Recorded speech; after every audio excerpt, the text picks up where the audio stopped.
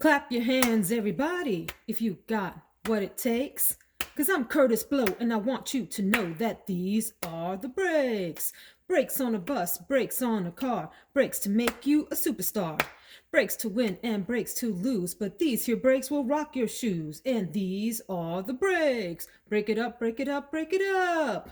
Welcome to Veronica Says. This is my daily scent and makeup of the day video. It's 80s week here on my channel and in my mind.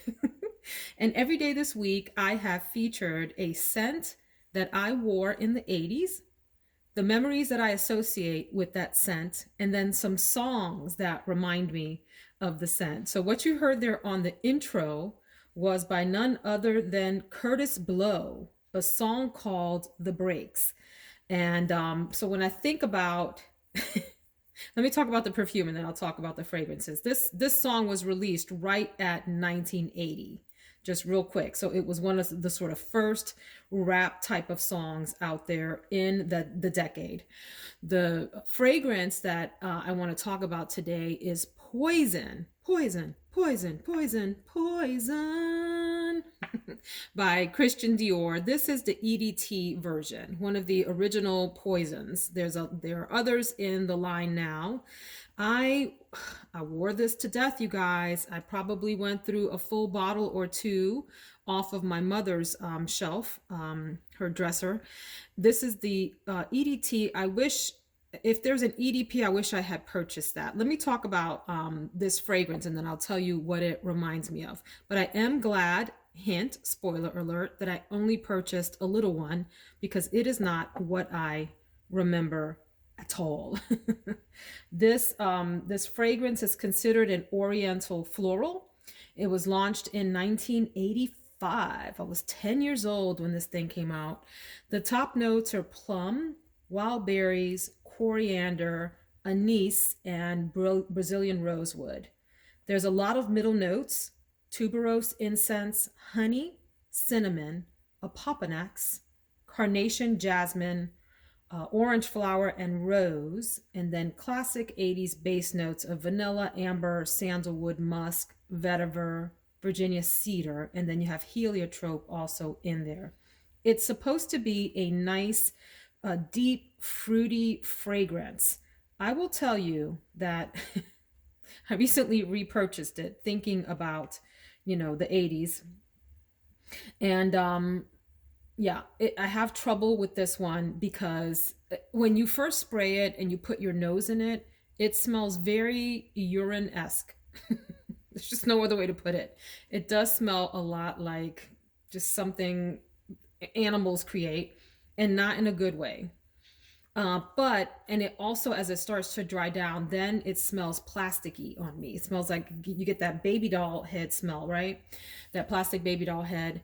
However, I will say about this scent that when you spray it on you, if you don't stick your nose on your skin, because we all do that and it's probably the wrong way to smell fragrances. No one smells you like that unless they're coming in super close for a hug right after you've sprayed. People typically smell what's projecting off of you or what you're leaving behind in your sillage or scent trail.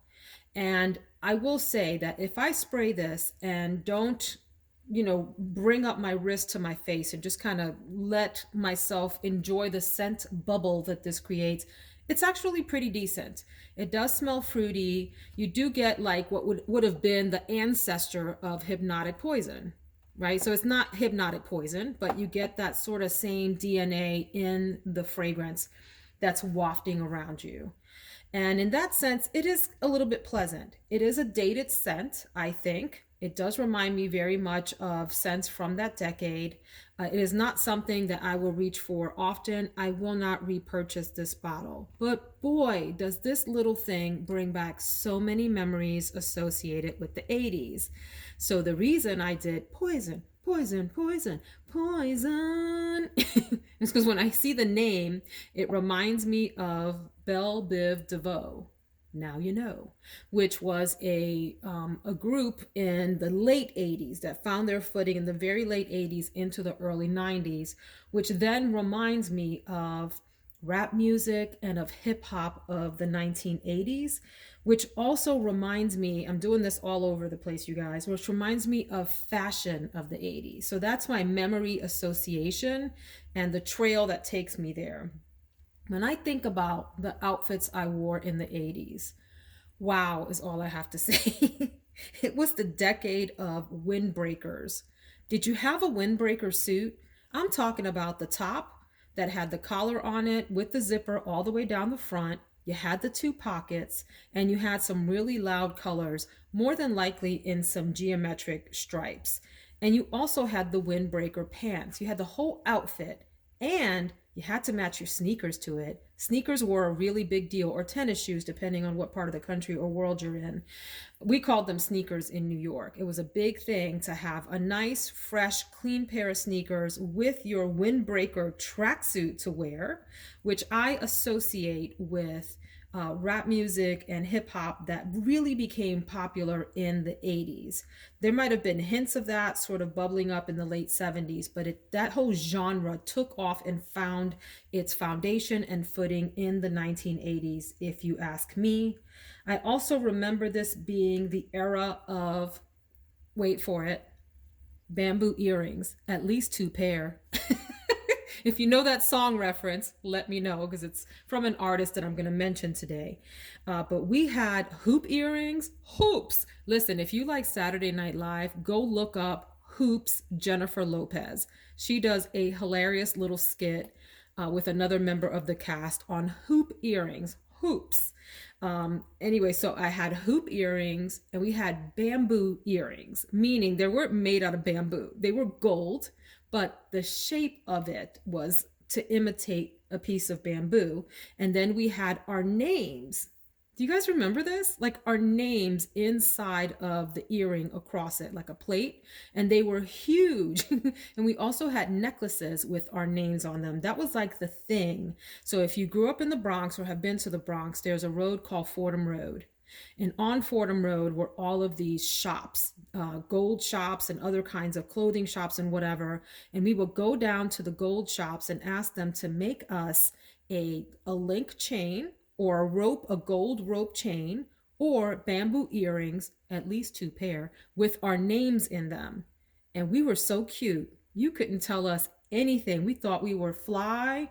I had my curly hair and I had my dark kohl eyeliner that I talked about earlier in the week, my lip gloss, and I was all set, and my windbreaker suit, and you couldn't tell me anything.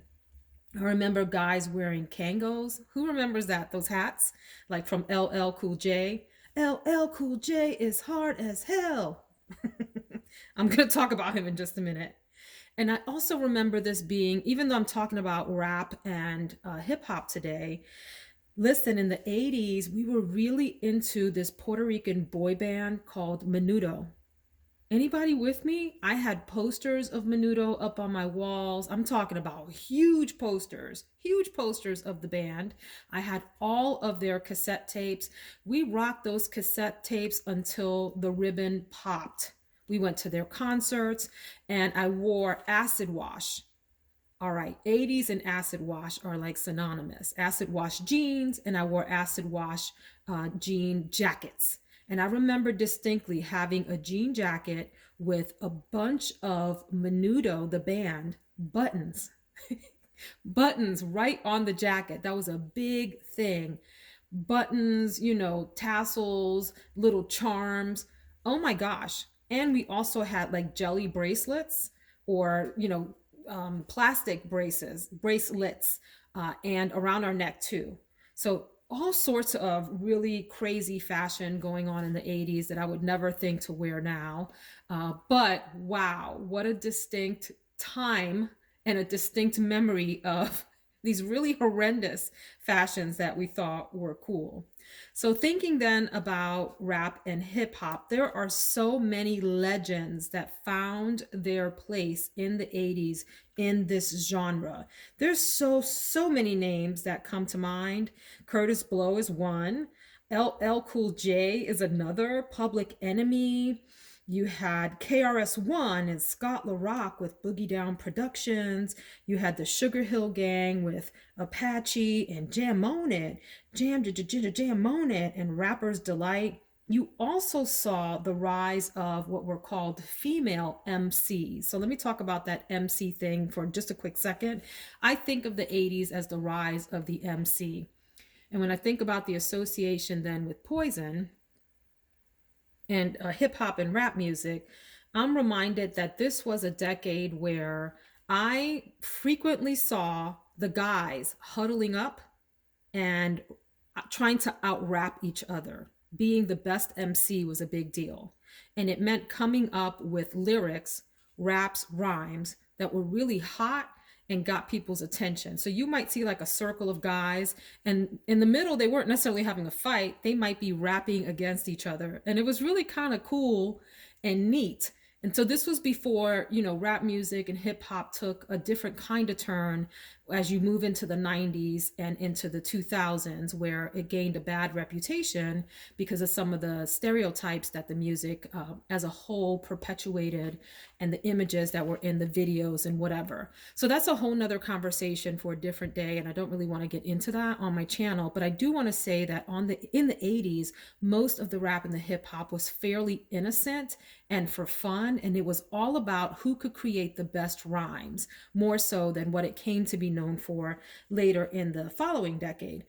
And I also want to say that this was a time when the female MCs came forward, and that was a really big deal. If you were a woman in this genre and you were able to make it, you were like a badass, excuse my language, but you really you got a lot of respect. And so a few folks that come to mind are like MC Light.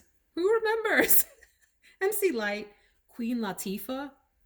And then I always think of, this is a more fun girl group, but Salt and Pepper. Salt and Pepper, not pepper, Salt and Pepper. So let me hit you with the few tunes from this, and I'm definitely going to make a complete fool of myself because I'm going to have trouble keeping up with the lyrics. Let's go first to LL Cool J, which was huge in the 80s. And he had a lot of music like Rock the Bells. But the song that I remember the most vividly from LL Cool J was actually a love song in the form of rap. And it's called I Need Love. And I remember me with pencil and paper, you guys, pencil and paper, writing down all of the lyrics, rewinding the tape, making sure I had it down, and practicing this song until I mastered it because I thought it was so cool and so touching. And it goes a little something like this. When I'm alone in my room, sometimes I stare at the wall, and in the back of my mind, I hear my conscience call, telling me I need a girl who's as sweet as a dove. For the first time in my life, I see I need love. There I was, giggling about the games that I had played with many hearts, and I'm not saying no names. Then the thought occurred, teardrops near my eyes burned, and I said to myself, look what you've done to her. I can feel it inside. I can't explain how it feels. All I know is that I'll never dish another raw deal, playing make-believe, pretending that I'm true, holding in my laugh as I say that I love you, saying no more, kissing you on the ear, whispering I love you and I'll always be here. Although I often reminisce, I can't believe that I found a desire for true love floating around inside my soul, because my soul is cold. One half of me deserves to be this way till I'm old, but the other half needs affection and joy and the warmth that is created by a girl and a boy. I need love. Doom, doom, doom, doom, doom. So I had so many vinyl records of LL Cool J's music, and then as we got into cassette tapes, got those as well.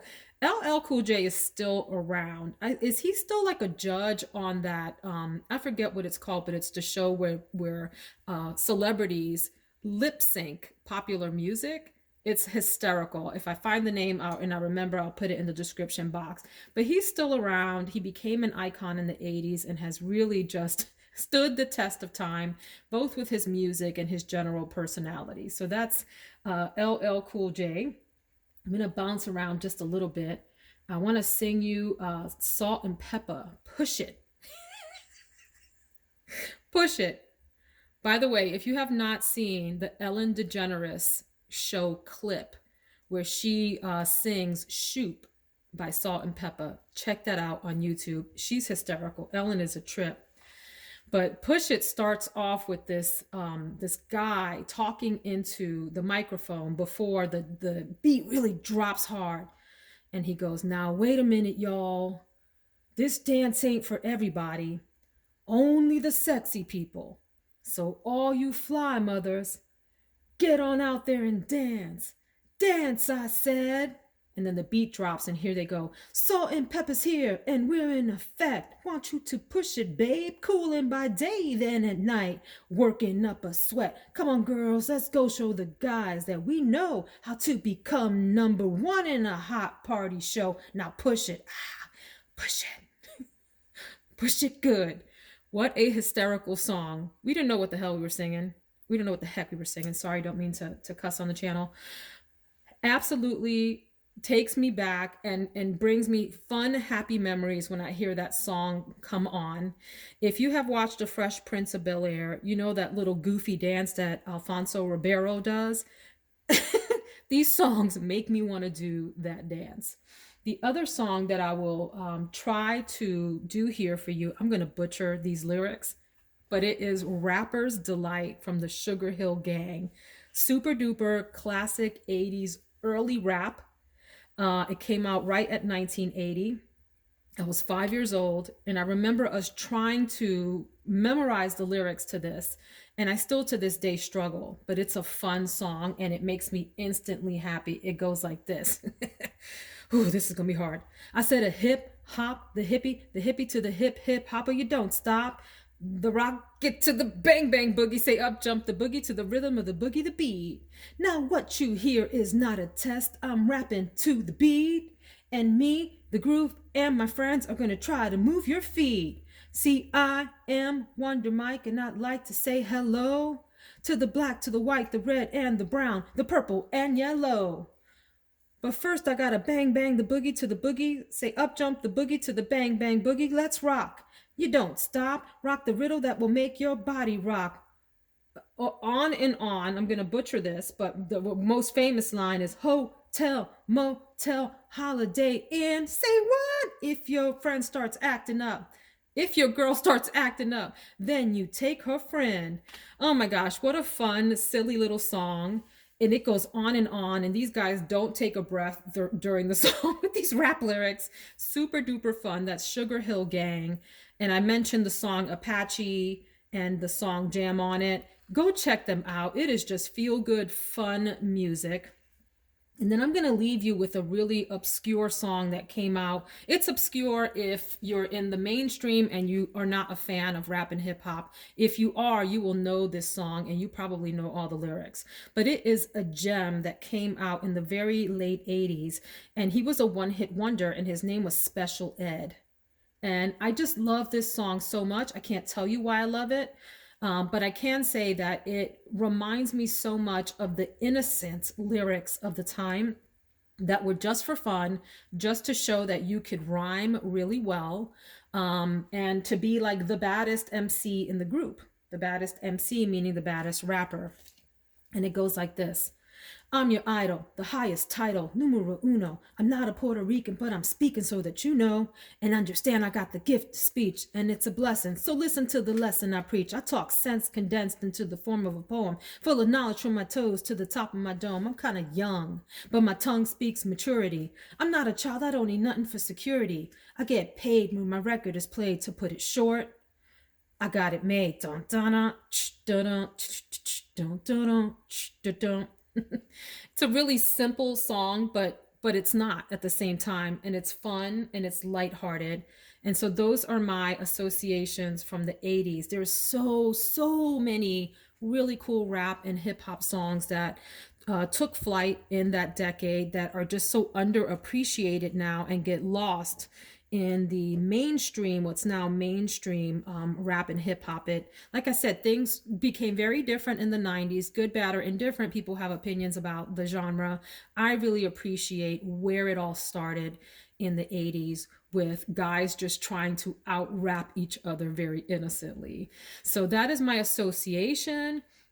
Perfume of the day is Poison. Folks, don't go out and buy this, at least not on my recommendation. No, this is just a no. I'm gonna wear it today, and I'm gonna tell you more about it tomorrow. I'm gonna do a review of the week. What am I trying to say? I'm gonna do a video tomorrow that will review the fragrances that I wore this week. I will rate them, I will compare them to each other, and I will do an awards show. And that's a quick, 15-20 minute fun video. So that's Poison by Dior. Not a favorite, but I'm going to rock it today. In fact, let me spray it again so I can enjoy it from up here and not stick my nose in it. And maybe it also performs differently just on, did you see I just did like 346 sprays? I'm not ashamed. Yeah, I'm an oversprayer. All right, let's go check out the makeup of the day. Okay, the makeup of the day is going to feature a palette that I have some mixed feelings on, so I want to talk about that. But first, let me mention a couple of other products. You saw me try a lighter version of this, what do you call this, blush yesterday, the Blossom Time Rose. These are the Milani blushes that have embossing of a flower on it, which I think is such pretty packaging here. Well, it's not packaging, it's the product. This is the package, but the package is okay. But this is in Coral Cove 05. So I definitely want to try out this sort of brighter color. It doesn't show up like that on your cheek, by the way. It's a lot lighter and softer on the cheek. I do want to talk about a lipstick that I really love, and it is the Pat McGrath matte trance lipsticks. And she often will have sales on her website for these. I've seen these as high as $48, I think, and as low as $12 when they go on sale. This is in the color Christy 048, Christy 48. And it looks like that. See, that is just such a pretty bluish pink, really soft color. And hopefully this will come on nice and soft on my cheek and complement that. So what I'm getting at is you need some Pat McGrath lipstick in your life. This is the only one I have from Pat McGrath. Is it, or do I have others? Let me take a quick peek, friends. Yes, I think it is. And the only reason when I'm looking around is because I have so many lipsticks that I will never get through in my lifetime that I want to wait and use up some more. However, I can't promise that in an upcoming Pat McGrath sale, I might not load up on a bunch of the lipsticks because they're really that nice. They sell out quick too. The nice colors sell out really quickly. So that's that. I also want to talk about, I know I've mentioned this before. I know, but it's one of those foundations that's really hard to stop talking about because I love it so much. And it's the Maybelline Superstay Full Coverage Foundation. And I have mine in the color 220 Natural Beige. It says it's up to 24 hours. I don't know who's wearing foundation for 24 hours or why. If you're doing something that requires you to stay up for 24 hours, I'm hoping that you're not worried about foundation at that time, that you're going to get yourself some Starbucks coffee or something. Anyway, this is a beautiful foundation. I like this one from Maybelline, and there's another one that's matte that's sort of in the same kind of shaped bottle that I think are phenomenal drugstore foundation selections. This will go on beautifully. It will stay on all day, and it is absolutely full coverage. To me, this rivals like Estee Lauder Double Wear, which is famous for being a full coverage foundation. Really fantastic, great color range, and super cheap. I'm pretty sure I got this for either right at $10, right under, or right over, something like that. And then I also want to provide a quick little update on my Covergirl Ultra Fine Brow Pencil, which I've been testing for a couple of days now. It's okay. I will not go out of my way to repurchase this unless I need a cheaper option. The color is right for me. What I don't love as much about this is that it's a softer formulation. And so if I happen to rub my eyebrow during the day, which I do because I'm clumsy and forget that I have makeup on, then I will wipe out a whole portion of my eyebrow, you guys. I'm up there looking like Mona Lisa with no eyebrows. Not good. So that's that, but I will keep trying it. Let me also then go right into the palette, and then we'll end this video because I talked a lot about the fragrance. This is the Huda Beauty Mercury Reset, rewind, the Huda Beauty Mercury Retrograde palette. First of all, the packaging is what got me. It's in this clear, what I call ghost packaging, because I associate it with the ghost palettes that came out from Hourglass last year. But it's this clear plastic packaging with this holographic kind of thing going on here. Huda, who is the owner of the company and the creative mind behind it, puts her face on her palettes, and good for her. I don't blame her one bit. The palette is beautiful on appearance. It looks like this. Let's give it some time. I mean, some space here. It looks like this. I like that it is pastel-ish. This color right here really, really attracted me when I first saw the packaging. I mean, I'm sorry, the palette being advertised. There are some other funky colors in here. Someone did point out though that if you cover up basically that, you have a very soft neutral-ish kind of palette there, that it's something about these three that make it seem different than other palettes out there. There are different formulas in here. You have mattes, okay? You also have some decent shimmers in here. You have some chunkier, glittery kind of metallics. And then you have this one here, Supermoon, which is a topper shade. I have mixed feelings about this palette. I have gotten some decent looks out of there, nothing that has completely blown me away, and it does fade a little bit during the day. I'm not the biggest, listen, let me be clear. I'm a fan of Huda. I like her a lot. You know, I follow her, or I did follow her anyway on social media. I haven't followed her lately. Another story for another day. But I do like her and her sister. I think they're beautiful. I admire that they have started their own beauty empire. Good for them. I'm not crazy about the Huda shadows. They are okay to me. They're like Urban Decay quality. Maybe Urban Decay has a little bit of a leg up on the Huda shadows. That said, the palette, the color story, the way things are laid out is quite fun to look at. I have a hard time with these because they perform differently, or rather they look differently color-wise on my face than they do in the pan. Let me do a few swatches. Like this Vortex, I would think would be like almost a black color. It's really like a dusty purpley color. Let's do Hot Mess, which can create a hot mess on your eye if you're not careful. Bit of a dustier, drier kind of formula, not a bad thing. Okay, let's do Off Balance. They're softer and more muted than you would think, these colors. This is Libra, which is this lilac-y purple, really nice for like a springtime color or an Ice Queen kind of look in the winter if you want to go for that. I really like this Utopia color up here. I like this corally, peachy kind of color. Let's do Cosmic, which is this color up here in the corner. I do like that with her shades, you can layer the shimmers over others, kind of like with the Pat McGrath thing for special effect. Like if I do that, now I've got, you know, yet another shade combination in there. I'm not doing really good at this, but you get the idea. Okay, and then here is Ultraviolet. See, and then we start to get into what I consider just hard to work with.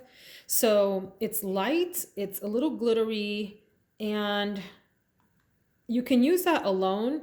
You can layer it over others. Like see how that just totally amped up the Vortex shade? So you have to get a little creative like you would with the Pat McGrath Astral shades. If you know that, you can do a lot with this palette. If you don't know that and you're expecting these shadows to sort of stand on their own, you can do that if you want a bit of a softer look, or if you're looking for something punchy and pigmented like that, they will fall flat for you. Let's go over here. I love the neutral colors in here, but that's not what this palette is really about, right? But it's what I end up going for the most. You got Karma, you got Crash, which reminds me of the song Crash by Dave Matthews, all day, every day. Gold Glitch. I do find too that her shimmers, if they're glittery like that, they tend to fall down on my face, which I don't love. In fact, I hate it. So that's something to keep in mind with this palette. Here is Mercury. So I would advise using a glitter glue if you're going to use some of these glittery shades. Otherwise, you will have a hot mess on your face during the day. Here is Haze, this beautiful turquoisey color, which is a little powdery, a little dusty, so you have to work with it. In fact, I would suggest a very lightly moist primer on your eyes before you go in with this so that this can grab onto that and have some better pigmentation during the day. And then let's do Supermoon, which is the topper shade. You see that? So you can do that on its own, right? That's really cool for a nice sort of nebula effect. I don't know what the hell that means, you guys. Sounds nice. Celestial effect. Or you can use that as a topper. That super moon, like let's put it over this. See how it turned purple on there? Now you got a whole different eyeshadow going on. So you can have a lot of fun with this palette. It's, you do have to really work with the shadows and go in with several layers sometimes, and that gets annoying. And like I said, it kind of fades during the day. Some of the glitter drops down, so that's aggravating. I appreciate what she tried to do with this palette. I have given away my other Huda palettes. I'll talk about that in another video when I talk about palettes that just didn't work out for me for one reason or another, or just wasn't, super impressed with. But this is the palette from Huda that I have kept because I want to keep playing with these colors and I want to make this work for me. I have used it maybe 5 or 6 times since I've purchased it. I had an okay look every time, right? Nothing that where I was like, oh my gosh, I look amazing. But there's something about it that I just can't part with, and I just love the packaging. So good job on the packaging, Huda. Good job on the color story. Not so thoroughly impressed with the formula, but let's keep playing with it. And that is my makeup and scent video of the day. Tomorrow, I am ending the 80s week with talking about the icons. I'm going to give you one of the most iconic fragrances of the 80s, undeniably, and talk about some of the tremendous giant icons that came out of music at that time. So I hope that you will join me then, as well as for my review video tomorrow. Have a fantastic day, friends. Take care.